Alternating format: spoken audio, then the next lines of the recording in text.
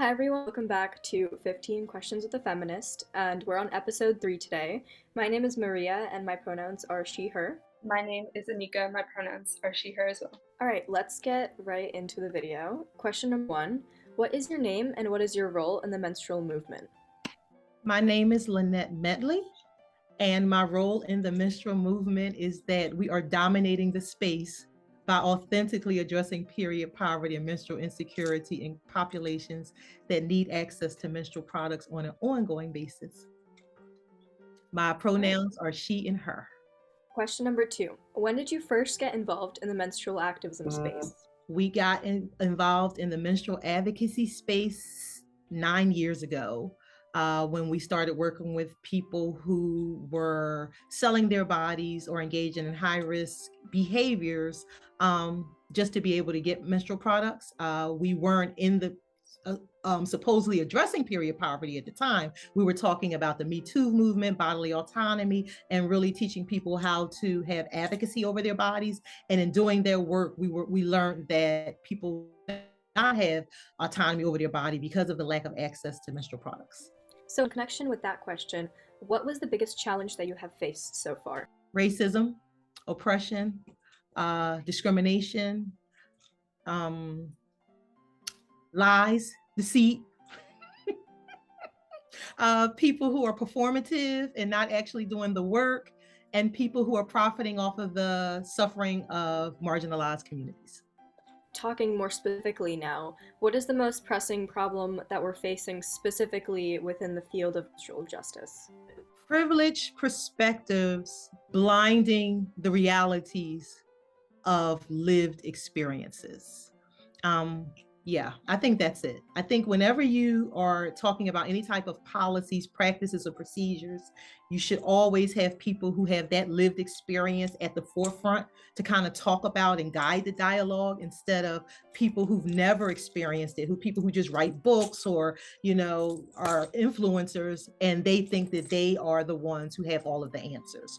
So I think that's one of the biggest things. And we just live in a society where oppression really has created socially constructed systems of like you said, ways to prevent people from reaching their full potential, and I think is intentional, unfortunately. Okay, now I'm going to shift the questions more to what No More Secrets and the Spot Period Hub are doing. As an overview, for those who may not know, what is No More Secrets and what is their main mission?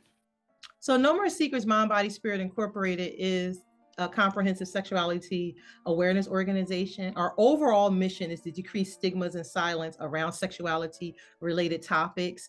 And we opened up the Spot Period, which is the nation's first menstrual hub, which mission is to decrease silence around menstrual health and wellness, and really increase conversations to evoke healthier choices within our communities. Yeah, and I know you set up the Spot Period Hub not too long ago. So how has that helped you make a better impact in the communities? Well, the Spot opened up a year and a half ago. SPOT stands for Safety Programming for Optimal Transformation. And it made an impact because within our first year, we've given out over 6 million products, served over 275,000 individuals. And we've made an impact by saving lives.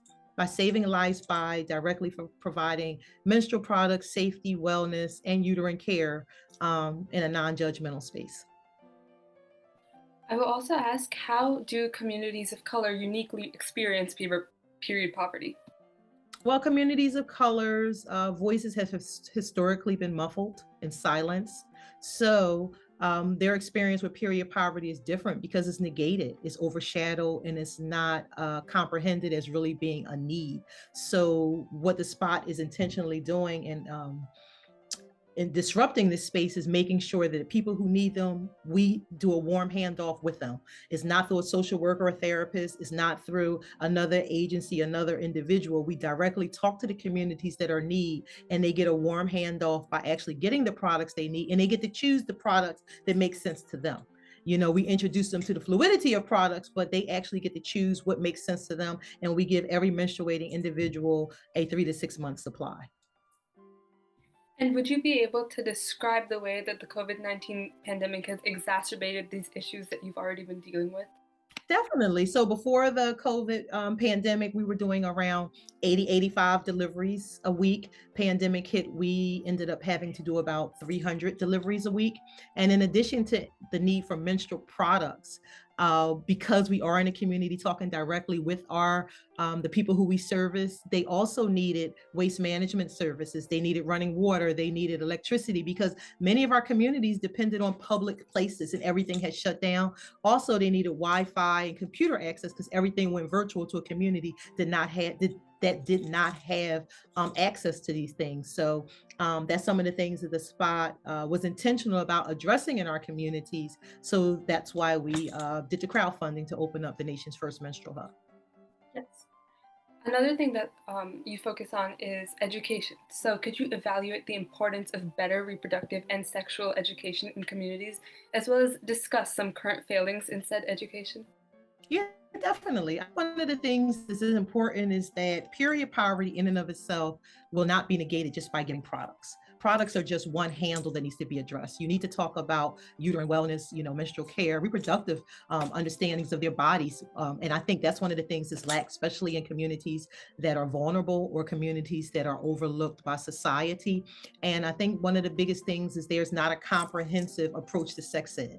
It's under sex ed is the umbrella all of these conversations should be had, but also remembering that 50% of the society has a different set of reproductive needs. If we're talking about women's health has historically been negated and not really addressed in our community. So if we're talking about maternal health crisis, or we're talking about reproductive health crisis, or we're talking about menstrual health, these are the things that are just overlooked because we live in a misogynistic, patriarchal society that doesn't view women's bodies as something that's important. And another thing that heavily influences our space is legislation. So how did the overturning of Roe versus Wade worsen the state of menstrual equity and justice? That's an interesting question because Roe versus Wade, in and of itself, gave people access to abortions. When many of our communities, even when Roe versus Wade happened, the Hyde amendments and acts came and took it away from Medicaid, Medicare. So as a whole, my idea or my ask is that as we address the overturning of Roe versus Wade, we need to address reproductive health in its entirety.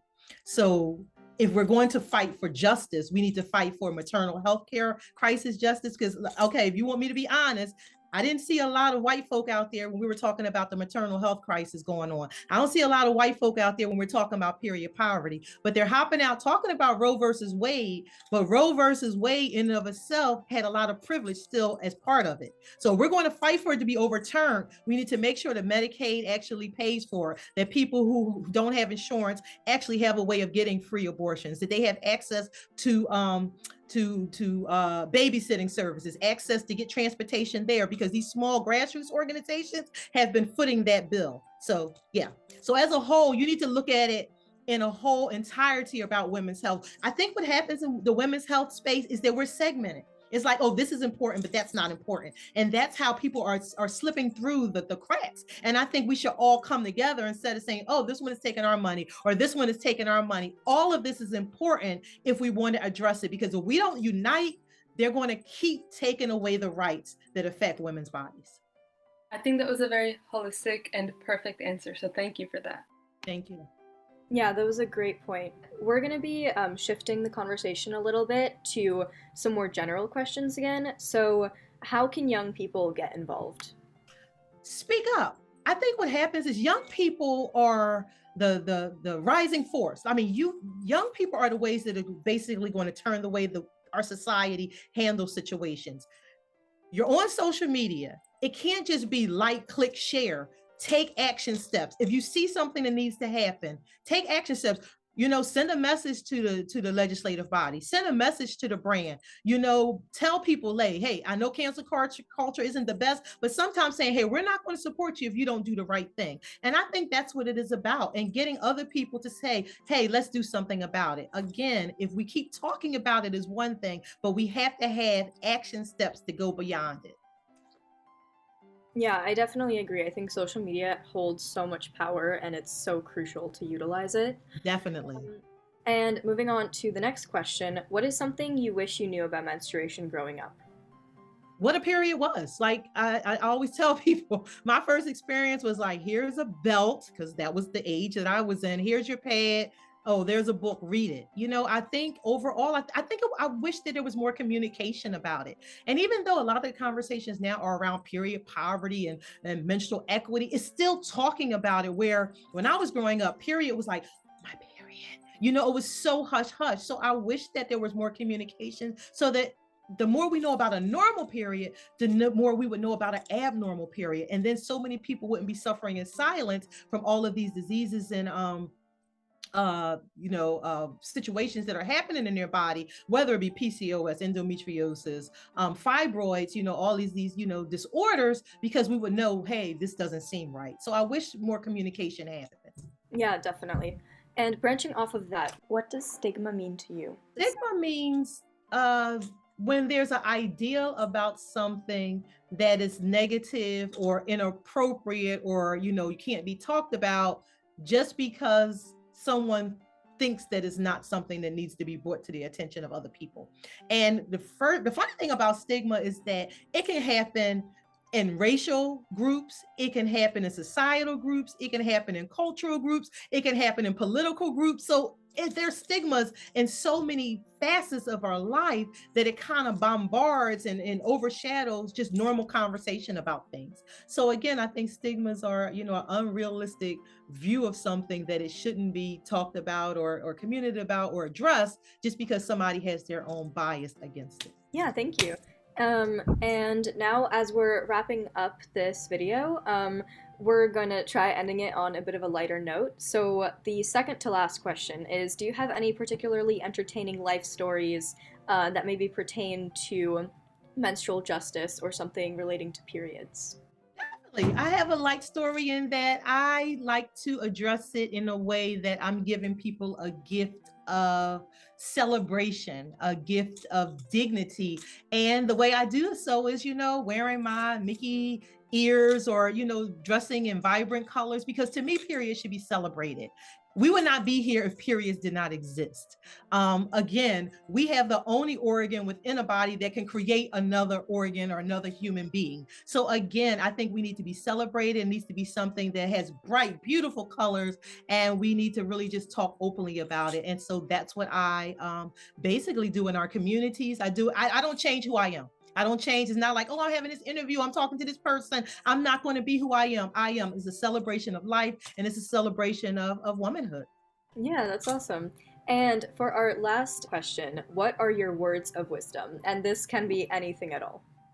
Be true to yourself and understand that whatever it is in your mind that you want to do, you're uniquely you, and just follow your dream and do so.